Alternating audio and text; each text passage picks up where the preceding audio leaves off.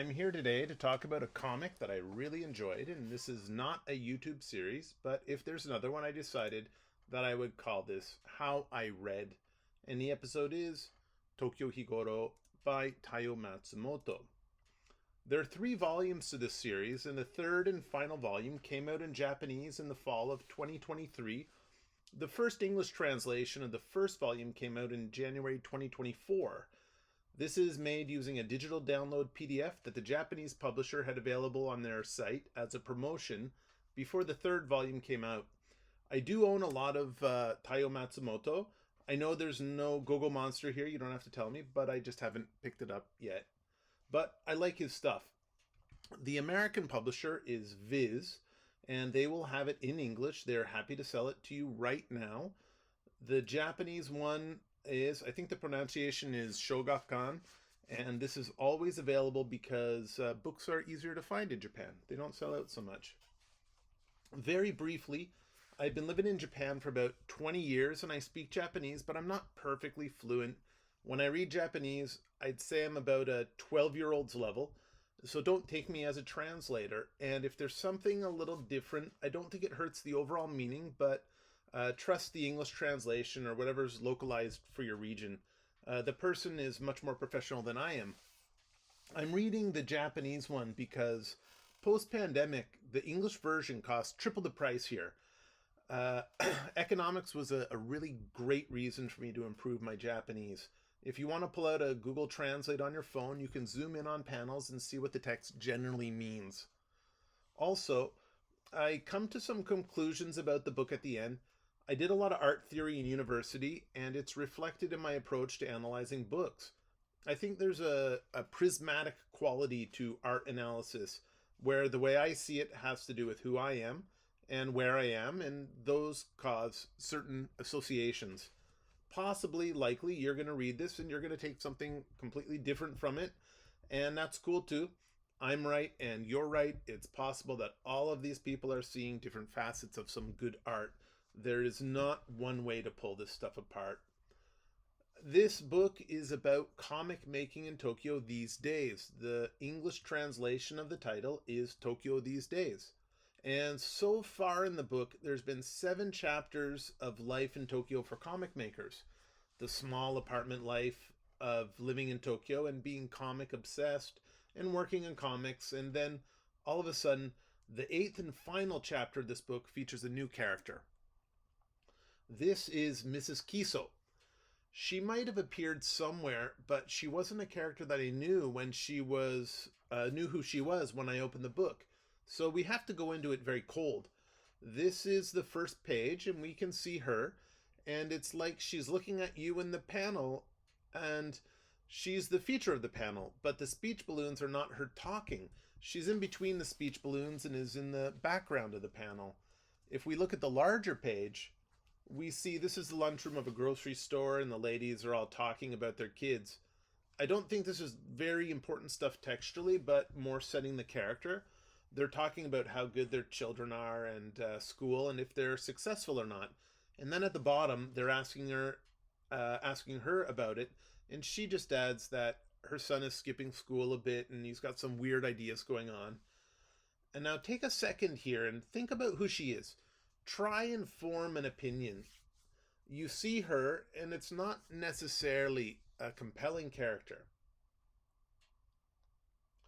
In the last panel, someone's coming in to say that a famous person has been seen walking the area. The next page is this guy walking around, and Mrs. Kiso is informing her manager that she has a special lunch thing today. On the left, she goes out on her bike, her mamachari bike. This is a bike for mothers, as they say. And then she sees the famous person on the street. You can kind of see this heavily rendered eye, which slows the scene for a second, as if she's taking a look. Then this is the title, and it says, Miss Kiso is requested to make a manga by her teacher as a rough translation. And this is our second point, establishing her. She's past this guy on the street, and she's looking back at him. He's not looking back at her. The first pages were us looking at her, and here this guy also has made a kind of judgment on her. We cut to this cafe scene, and she's talking about the size of this guy's head and how it was just as if he walked off a movie screen. In the bottom panel, she's kind of laughing off that she isn't a performer. These pages, Matsumoto has set up a really interesting portrait of her. We see her working as a mother at a minimum wage job, and we also see how the world sees her or doesn't, as she notices this guy and the guy doesn't notice her.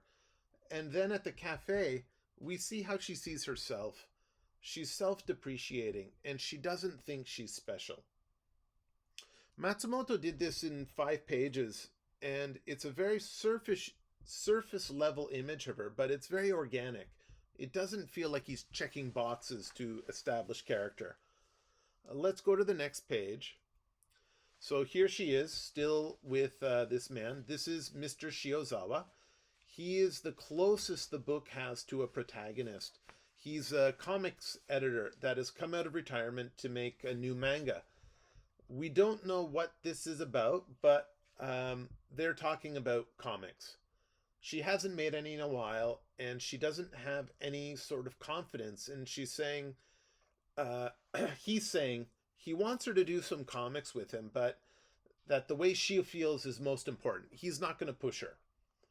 She doesn't think she's the kind of person that he would care to publish. She feels she's unusual compared to what's popular or normal. Again, there's some self-depreciation. The bottom right panel is really nice. They're at a Japanese coffee shop called Charlie Brown. I can't say exactly that there's a deeper meaning in this beyond the comic reference. Of course, Charlie Brown is a comic character, but that's not half as famous in Japan as he is in English culture. In Japan, you can see Snoopy every day if you look for it, but the comics or the animation or the book collections, they're not something that the average person's familiar with. And so it might be like an American's knowing Astro Boy, but if you call him Mighty Atom, it's a deeper cut. So, having this cafe called Charlie Brown, it's nerdier than having a Snoopy cafe. And, they like comics, so that's where they are. But then we go to the next page, and this is where the story starts to go on fire. Mr. Shiozawa, he's thinking about what to say, and in the middle panel, I'll paraphrase his text. He says, for me, whenever I read your manga, from the deepest part of me, I felt some kind of power rise up. That's a powerful thing to say. In the third panel, he's saying, it's as if there's nothing that's impossible. And Mrs. Kiso, your manga always gave me this feeling. Of course, you could translate Japanese to English, and you can basically get the meaning across, but some of the verbs in Japanese have a nuance that's hard to elegantly translate. Like, he's not saying, when I read your books, I got this feeling. He's saying, you give this feeling to me. The verb used here is sasete kureru. It's a feeling of I'm receiving something from you. And you can see it in her eyes. She hears what he's saying, and it's really affecting her. He says in this next panel, I'm sure there are other readers who have the same feeling. If you're a comic maker, compliments really touch you because this is not rock stardom or movie stardom. The compliments are very different, maybe they're smaller in comics. And everyone likes a compliment. But what he's saying here is, for me, like, that's the only thing I would ever want to hear as a comic maker. That this guy is a guy she respects saying this to her. That's a lot.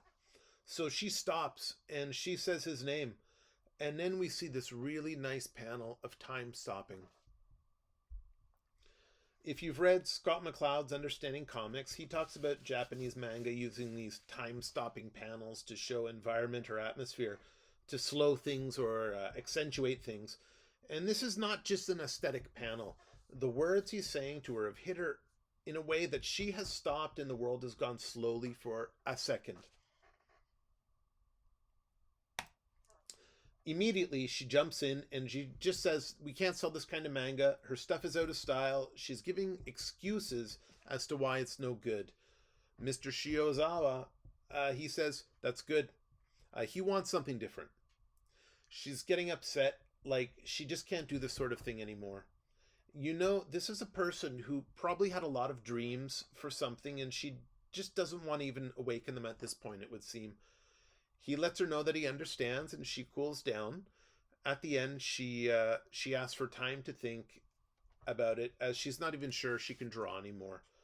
Mr. Shiezawa is a professional and understands not to push her.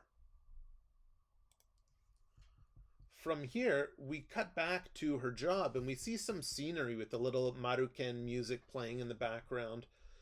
This is a little bit different setting than the last still frame with the cherry blossoms.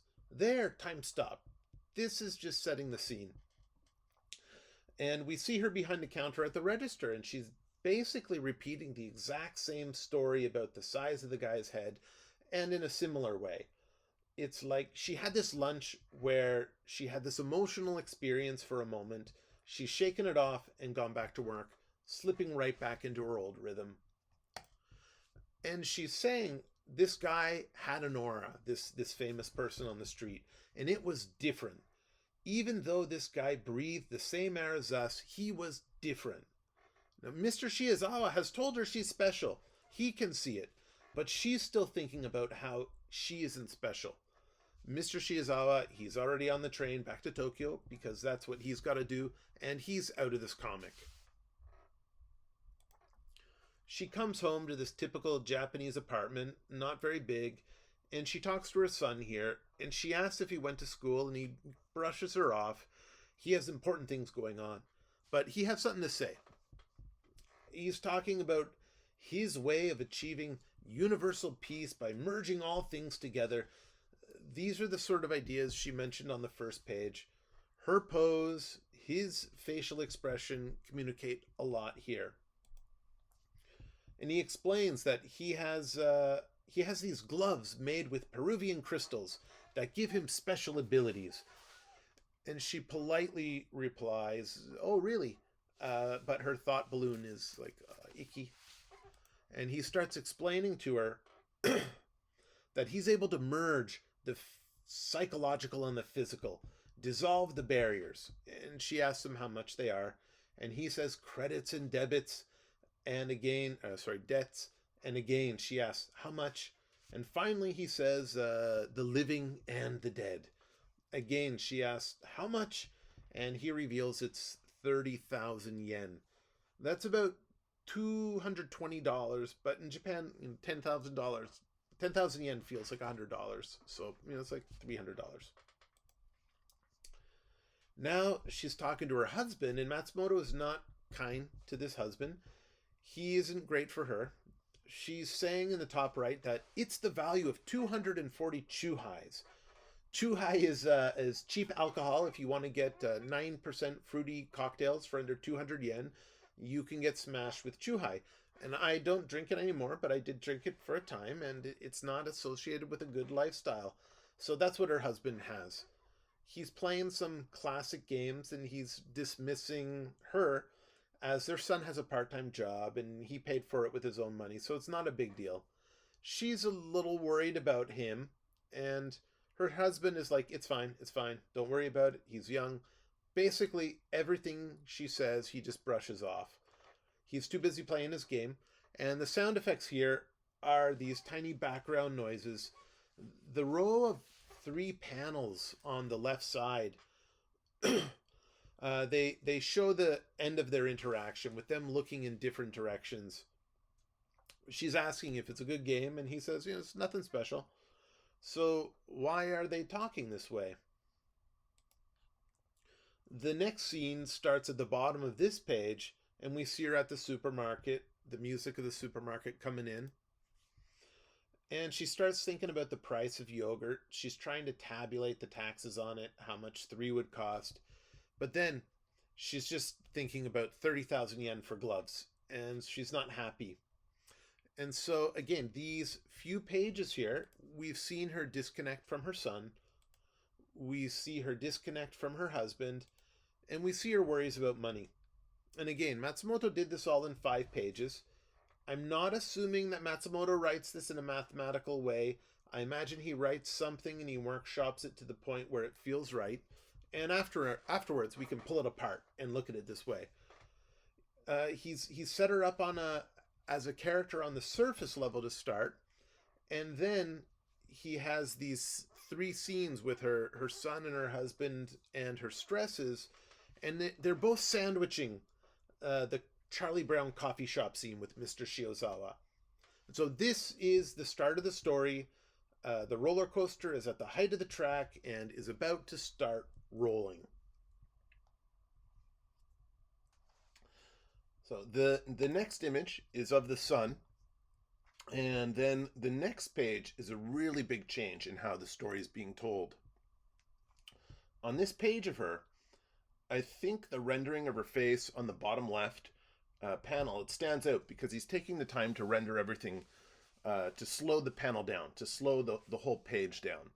And look at those images on the top three panels on the left hand of the page.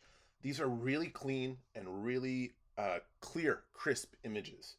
Compare that to the images earlier in the book where every single scene has like buildings or background noise. There's always a singing or chirping in the background. This page is much more like the time stopping of the cherry blossom panel. And she's stopped and she's looking at something. And the really cool thing here is if you are a good comic reader and you have the printed version in your hands, you hold the book in a V shape. So it looks like she's actually looking back at the sun. It's a really interesting experience to read. And you can see it in her eyes that something's going on. She sees something. So what does she see? Let's take a look at the big picture of what she's seeing. Matsumoto loves these full page splash images of scenery, and it's relatively common in manga that they'll do this, and of course it looks great. It always feels great, but it usually doesn't have as much going on as this page does because she's having some sort of epiphany. The way he stopped things in the last pages, you know that there's something going on with her. You've seen that she doesn't love what's going on in her life, that she's not really satisfied with it, so there is something actually happening. Design-wise, this page has been broken down into three separate bars. You have one stripe across for the sky, you have a stripe across for the city, and you have a stripe across for the street where she is. And she's popping out of the third so-called panel, and she is below the whole city visually, but she's actually looking down on the city from a higher point. So whatever possible metaphor you want to read in this, you really can. Maybe she can see clearly for once at the sky in the distance. Maybe she can see where she is for once. Maybe she's leaving her constraints as she leaves that third makeshift panel on the bottom. This is not just an aesthetic page. This is an image which has emotional ramifications for the character. So what is the emotional ramification for this? She has pens in hand. I think a conventional storyteller would have had her at her drawing table in the next panel, but Matsumoto, he has his cake and eats it too here. No, he wants to show her buying supplies to establish that she has none, and this was a fresh activity for her. But he also gets that powerful first image that she has resolved to draw, not merely with a pen in hand, but she has 7 of them in her hand. And again, I think a more conventional storyteller would have paced this page differently, typically putting the fourth panel of the stationery shop as first as a setting, and mostly reversing the order of the panels. The first image of the 7 pens in hand was laugh out loud funny for me on first read. This is a woman who has had a spark lit in her. We cut to her husband and her son, and the note says, "Use this to get dinner," with 1,000 yen next to it. And then we cut to her. And she is on the floor making her new comic. You know the cat is there because Matsumoto loves cats, but she's already got 4 or 5 pages of rough drafts of what she's drawing. That's just really good. She's doing it. She's really, really into it. And now this part is what, the next part is what really pushes this above what Matsumoto usually does. He shows the comics that Miss Kiso is making. So let's take a look at what Mrs. Kiso is drawing. Well, she is drawing the story of Octavian, Antony, and Brutus from what I gather would be roughly the closing chapter of Shakespeare's Julius Caesar. I think it's a really interesting choice for Matsumoto. He's going back to a Tezuka era of classical manga, as that's what Mrs. Kiso had said her interest was. In some way, maybe it's a flex from Matsumoto that, yeah, he draws the way he draws on purpose. If he wanted to draw traditionally, he could draw this too. I don't think it is, though. I think it's just right for the story. It works for this story. If he'd chosen more fashionable things, it wouldn't have had the same resonance. People who like the flavor of the day are excited, of course, but the passion for older things is a little deeper. It's not based on a trend. And I was thinking a lot about why Romans were chosen. If you had guns in it, that is not a romantic image. You can talk about the ancient Romans killing each other and you can make it as brutal as you want, but there is a romanticism because this is from an era when it wasn't a savage thing to do, relatively speaking. If you're killing people with guns, the humans have already learned that we shouldn't be killing each other with guns or killing each other at all. And there's not a lot of romance in that. And she didn't do a samurai because maybe samurai would be treated as some sort of Japanese symbol. She's chosen something from a far off time and place, and it allows her to express things with a certain distance without a lot of cultural connotations. On the next page, her husband and son are talking, and the son asks what kind of comics mom makes, and the father replies, she made bloody ones, and he never really got them very well. He's not a very well-rounded character. He's not a bad guy, but you know that he's not doing anything for Mrs. Kiso in her life. But the comic's not about him, so we're only seeing him in terms of his relationship to her. The son has little opinion on the matter, just, is that so? And we cut back to Mrs. Kiso here, smiling in the third panel, like really happy. Miss Kiso is out in the park and she's talking on the phone to someone. The voice says they've got her name from Mr. Shiozawa, if that's all right. And Miss Kiso is saying she's only done the rough pages right now, but there'll be about 32 when done. She's working on it. She's working another job, so it's going to take time. So she might be publishing this book that she's working on. And you know why she's in the park. It's because that's where young people go, and she is feeling alive. And look at her shirt in the fourth panel. She's got a Snoopy on her shirt. That cafe trip has had an impact on her. We see her manga continue. Why have you come, Brutus? You'll never win. And look at this next page, though. There's more manga sound effects. These, across the top, rising off the page. And there's another, breaking out here as they talk about bravery and such. And this guy, he has tears in his eyes. There's a lot of passion. And we cut to her, and she's working at the supermarket. And Matsumoto's doing a lot with the sound effects again. The sound of the manga on the right side is deafening in comparison to the sound of the real world at this point. The sound effects of the supermarket are written in these little skinny pencils. The sound effect of the manga is bold letters with bold brushstrokes. And so, how powerful is this manga becoming? The manga is breaking into her life at the supermarket. She's asking the customer if they have their Maruken card, but all she's thinking about is this crazy, crazy battle going on. We're almost at the end of the story. Just hold on a bit longer. We come here and the fight continues, but now we're going to cut back to her husband and son and check in and see what they're up to. And this is just incredible. They cannot even maintain a strip of the comic page anymore. There are these sound effects from him, pum, pum, pum, pum. And then you have this panel in the corner of the page just jamming up into the father and son here. The sound effects are they're these deep, guttural sound effects. A video game maker could certainly do the inverse, have impotent comic sound effects in comparison to the game come to life as you're playing it. But this is a comic about comics, and the comics have the power here. So now we come to the second last page of the book, and we see Mrs. Kiso. And that's right, he has pulled us right back to the first panel of the comic. He has redrawn this because he is not one of these commercial artists who photocopies their art and just places it in to save an hour's work. No, he's redrawn this. And again, let's take a few seconds to think about what you thought of when you first saw her. What was your opinion on Mrs. Kiso? If you looked at her in those first pages, maybe you thought little of her or had trouble finding what might be interesting in her. Now, we have seen the manga. We know what is in her heart. We know exactly what this lady is thinking. She is thinking that Rome will exist for eternity and they will fight to the bitter end. By the end of this, I am in love with her. When the story started, she was nobody special, no more than any other worker at the supermarket. And by the end, we have seen her heart. We know her heart is on fire. And so it ends.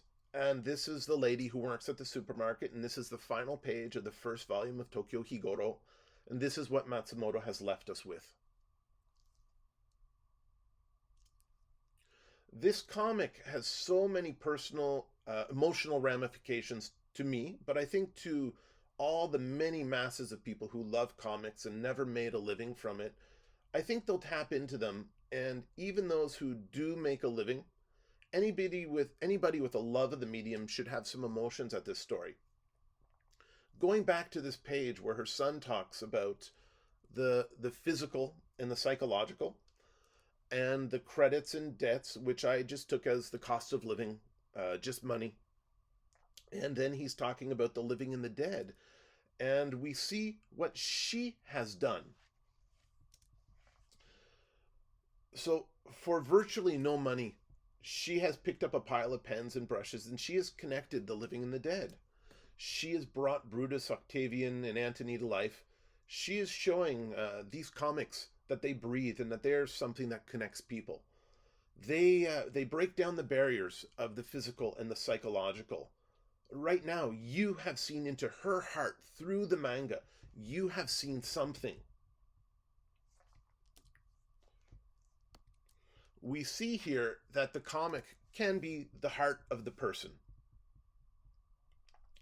The manga that Mrs. Kiso made was her heart. What attractiveness she has as a character isn't her beauty, her charisma, or anything else. It is the drive and the spirit that she showed in the comic that she made. He's also done something with Mr. Shiozawa. The whole book is about Mr. Shiozawa and the people around him.